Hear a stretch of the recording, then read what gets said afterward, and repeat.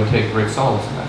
I mean, you know, all these people in West Virginia Right. who are dying of opioid addiction. But, you know, I mean, what are they? okay, so What let are me, they going to do? so let me try to answer. Let me try to answer your question again. So one, yes, I agree. The data shows that's in fact true. And if we lived in a democracy, I would take great solace in that.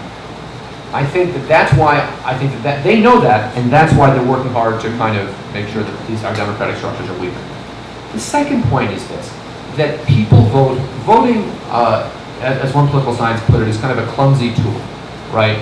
You have like a little tiny screw you're trying to unscrew, and you should have like a microscope and like a special kind of Phillips head, little screwdriver. Instead, you got a hammer, right? You say, should I hammer this way or that way, right?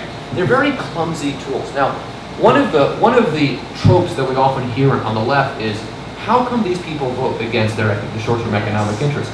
And you often hear that from well-educated people in the top 5% of the income, right? And I always say, hey, a lot of smart, rich people vote against their own economic interest. If you really think that that's what this is about, it doesn't need to bother you, right? I mean, Hubert Humphrey, and I think he said this he didn't mean this in a critical way, but he said, Jews live like Episcopalians and vote like Puerto Ricans, right? And it was not meant as an attack on the intellect of the Jewish people, right? So people do that, right? But why is that? Because the values that they have line up more with people like the Republican Party. Now, we used to tell ourselves they're religious, they're this, they're that, we're not, it's a secular religious divide. What we see with Donald Trump is it's not about religion. It's about a much uglier side of the values, right? And that to me is very concerning, because that's why he will always go back to that well. Yes, your cousin dying of an opium addiction, and no, your daddy's job is not going back, but at least I'm going to make America white. I mean, great again, right? And that's where I think that's going. Wait here. Go ahead. So I'm curious your take on this. It seems to me like I'm going to call it revolution for just lack of a better term, but it seems to me like worldwide, whenever there's a movement to topple an authoritarian regime, it's led by young people. And I've just been kind of amazed to see, like, it's sort of amazing, but it just seems unique to me to the United States that this is not a young people's movement or resistance. Well, I'm not sure. I'm not sure that it can't be. But I think it should be movement for all ages. I think there needs to be room for young people. I need to be room for young people in leadership roles. But that's my question is, like, are you worried that you're not? Because I'm not seeing the young people. I mean, I mean, it's baffling.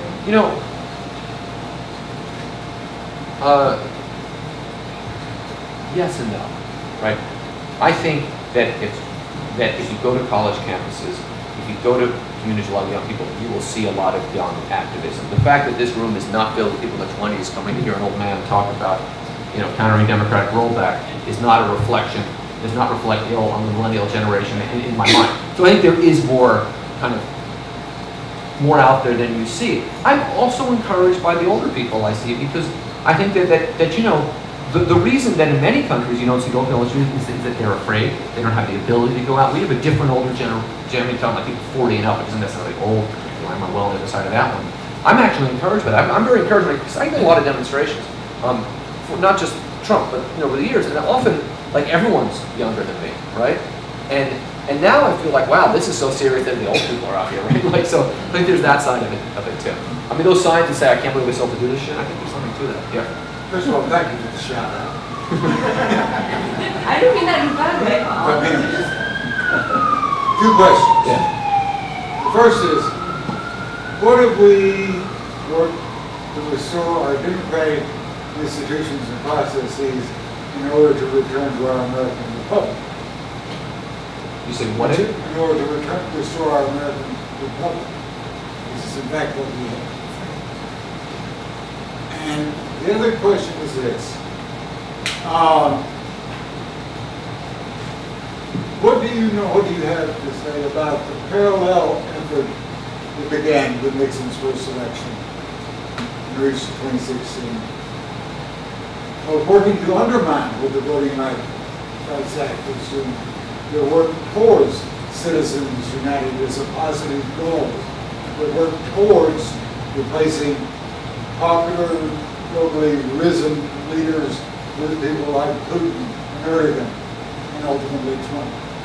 So let me try to, the first question I think is, I don't think we're going to return to it. I don't think we can unring this bell.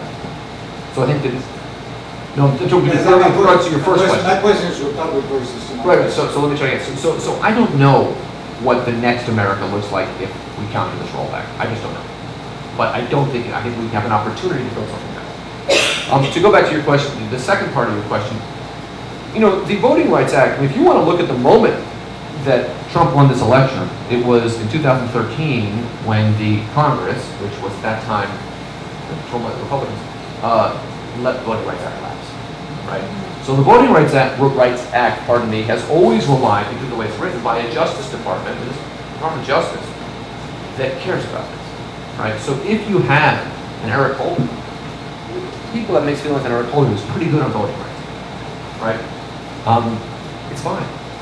If you have somebody who is a racist and doesn't believe black people should be treated equally, you're going to have problems. And that's the way the law was written, that's the only law that you could get, and we have that much more extreme case than now. So that's a real problem. But the other thing that I think you raise is really important, which is that these institutions have been eroded for a while, right? Citizens United erodes our democracy. It erodes the democratic nature of our elections, right? Race has always been a part of our politics, but the use of racism and kind of veiled racism, and less veiled by the time we get to 2016, as a way to win elections, right? So going from the kind of solid minority rhetoric of Nixon to, and I don't want to get too deep in partisan weeds here, but I will since you asked, to Reagan, where does he kick off his 1980 presidential campaign? Philadelphia, Mississippi. Right, remember what happened there, right? To the Willie Horton ad, the Atwater, so that all erodes our institutions. Perhaps more importantly, it erodes the social fabric of the country. And this is a country where creating that social fabric is difficult because of our diversity. The diversity is our strength when we get it right, but it requires constant work. And when we have an effort from the top down to destroy it, we have a real problem. Yes. Well, does anyone not ask a question who wants to ask before we get to second? Okay, go ahead.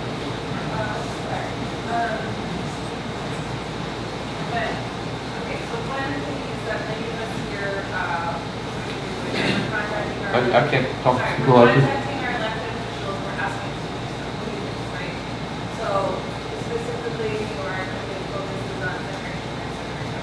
So in light of this context of the Democratic like what do you think we are asking them to do? And there's this constant balance between like obstruct, provide alternatives, provide positive messages. So like what do you, in terms of our pressure that they're putting on that, what do you think is the best strategy?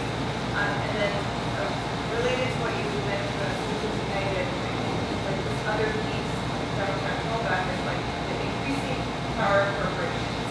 This is something that's happening on the left and the right, and there are really powerful corporate interests on the left of this country. And I wonder if you could just talk about how you see this, small democracy movement approaching those corporate interests in their influence. So maybe starting with your first question.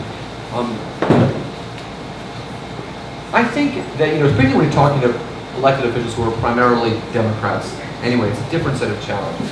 But one thing is to express to them how you see this problem, right? That voting against this bill is not a matter, it's not just because of your opinion on a piece of legislation. It's because the crisis is really here, right? So one thing I would say is stay focused on Russia, right? Stay focused on the corruption. I mean, we don't hear about, do you think Jared and Ivanka have stopped stealing money? Because we haven't read about it in a few days? Right? So stay focused on that. You know that I don't know who your congressperson is here. You know that she can vote the right way on the Health Care Act. You don't need to tell her that. right? But to tell her, stay focused on this, right? You know, when you have a non-democratic leader, there was this is one, I'm talking earlier about how the political elite doesn't really know how to wrestle with this. So a lot of the punditry, well, should the Democrats, what if, and Chuck Schumer was probably the worst on this, well, if he comes up with a good infrastructure program, I'm all ears. Yeah. No. When you have an authoritarian leader, you stop him doing everything, right? So that to me is a core message, an unpopular one, people will say, but it doesn't matter, right? Let me give you an example. If you, I'm not going to give an example, I'm just going to make it very clear. When you help an authoritarian or non-democratic regime govern, you make them stronger. And our leaders, small d Democrats, who happen sometimes to be large d Democrats, should not be in the business of doing that. Yeah. Okay, your second point about the role of corporate interests. Now, I couldn't hear you. Were you saying on the right or on the left or both? I get both. Okay. That it's like, I mean, this goes back to a couple things, right? I tried to, in the Q&A a little bit, to say that I am aware of the flaws of kind of late 20th and early 21st century American democracy, right? I would love to go back to a world where we can address those flaws, right? And that's where my focus is right now, right? Obviously, corporate interests have much too much influence on American politics and American elections than they should. But I'm not in the business of making the perfect enemy of the good right now. And right now, I just see that. I mean, I'm not saying we shouldn't be thinking about this. And you know, if Coca-Cola or the Koch brothers want to sponsor the resistance, I would have a real problem with that. I don't know why I picked on Coca-Cola, the first brand that came to mind, but you understand what I'm saying, right? Sorry? You know what I'm saying. So yes, I have a problem with that. Yes, I think these are problems, but I think as we move towards, if this movement grows, those issues are going to get addressed, right? I'm not saying we're going to all get together and write a new constitution. America doesn't work like that, but there will be changes, right? I mean, I'll give you one very concrete example, which I believe is true. Healthcare. We talked a lot about healthcare today. The last time we had a Democratic president, a Democratic majority, did we get single payer? I don't remember. Did we? No, we didn't, right? The next time we will. That question's off the table. The voters that make up the base of the Democratic Party have made it clear that they want to. The Republicans, in their infinite wisdom, have made it clear that they will oppose you just as hard if you put a Heritage Foundation plan through as if you put a socialist, single-payer plan through. So there's no incentive not to go with a single-payer plan, right? Some of these questions will work themselves out, right? If the democracy is returned, the next president is going to appoint radically different Supreme Court justices because that is what the Democratic movement will have demanded. So some of this, these separations are not always appropriate or useful. Wait, Laura. One more question. You. Well, so if we are going to all change our message to Gillibrand and Schumer, like what should we just be telling them not to cooperate and leading their attention over and over again to the fact that this is not a problem within democracy, it's a problem of democracy, so that they start thinking that way? Yeah, because it will be important to have senators speaking like that, right? It will be important to have someone at a very high level articulating that. Because what you have now is every now and then somebody will let the obvious slip, right? Oh, by the way, the emperor has no clothes. Oh, and then they'll go on to the next thing, right? But if any elected official were to really talk about this and really hammer on this, that would begin to make an impact, especially people like Gillibrand and Schumer, are not seen as kind of radicals. This isn't Bernie Sanders talking about it. It's not Kamala Harris, who has, I think done a great job in her first few months as senator, but it's seen outside of, California as kind of a radical. This is, kind of mainstream centrist Democrat. So yes, I think that is important. Since you filmed, we get one more. Sure. But I see, just me as a neutral observer, that the Democratic Party back in 2016, through the WikiLeaks, also hampered the primaries against Bernie Sanders. And people would argue, well, okay, we see it from the Republican side, but the Democrats have played the same game. What would your response be? I mean, I think that's a long, complicated question, right? The first thing is reporting on that and not saying you were given that information because the Russians hacked the Democratic Party is the media should include that part of the story when you report it. Secondly, the Democrats supported the Democrat. I mean, that's not necessarily news. And thirdly, the difference. I mean, I am struck when I hear, Tom Perez described as some kind of right-wing corporate interest, right? I mean, if you think Tom Perez is a right-wing corporate interest, it's not that you're so far left, it's you haven't been paying attention, right? None of this is new. You know, the Democrats have always tried to kind of walk this complicated line. You know, Hillary Clinton started out on the left, and then she, you know, when she first started in 92, and don't forget, 1992, Hillary Clinton was some radical, right? And that was the way that the left was brought on board to support Bill Clinton. I know this because I was not one of those people who supported Bill, was that, oh, Hillary will keep him honest, and I'm not clear she did, right? So this is all constancy. I think that's, I think what we will see in the next few months, I think that the only thing that is keeping this kind of Clinton, Ellison, Sanders, Perez feud going on is a few nutty people on social media. It's a non-issue. All right.